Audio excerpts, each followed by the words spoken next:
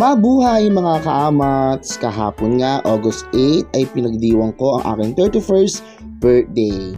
Dahil 31 years old na ako, napag-isipan ko na hindi na muna ako magpapaganap. Pero nagulat ako nang dumating si Clarice, Reka at Jordan sa aking bahay dahil meron pala silang inahandang sorpresa. Promise, walang halong keme, talagang nagulat ako.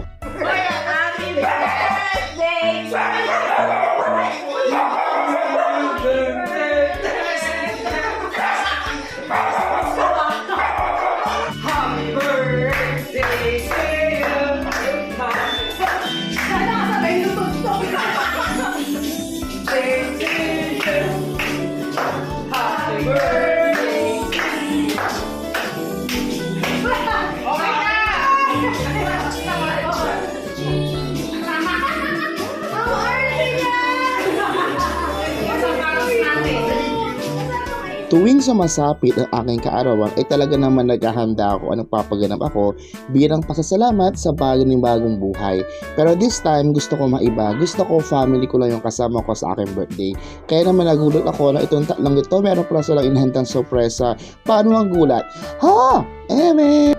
Pagkatapos ng merenda sa Jordan umuwi na, samantalang itong dalawang ito nag-concert pa. Ba't nawala yung mic?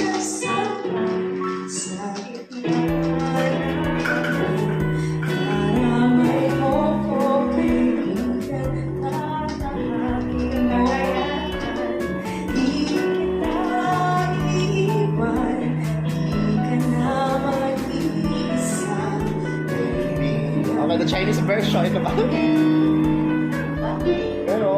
Ganon.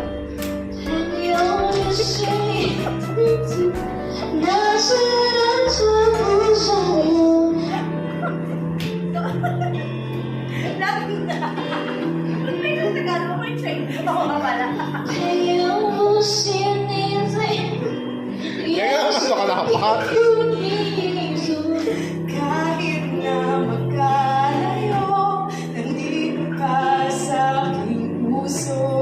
Galing mo, Chen! Yes!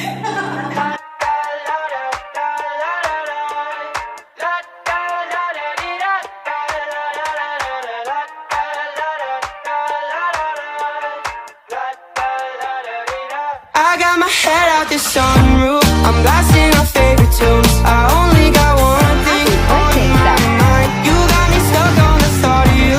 You're making me feel brand new. You're more than a sunshine in my eyes. You got those pretty eyes in your head, you know it. You got me dancing in my bed, so let me show it. You are exactly what I want, kinda cool and kinda